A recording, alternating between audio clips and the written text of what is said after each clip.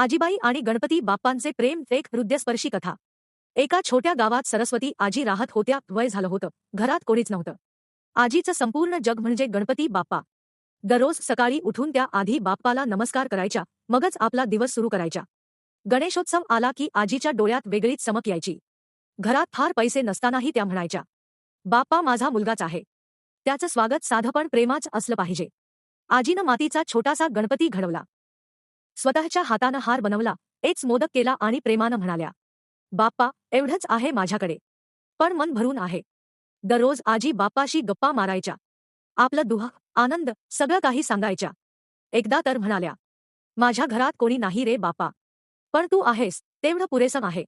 अनंत चतुर्दशीच्या दिवशी आजीच्या हातात त्राण नव्हतं, डोळ्यात पाणी आलं।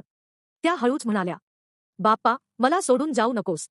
तेवढ्यात आजीला जणू बाप्पाचा आवाज ऐकू आला, आजी मी कुठेच जात नाही, जिथे प्रेम असतं तिथे मी नेहमी राहतो।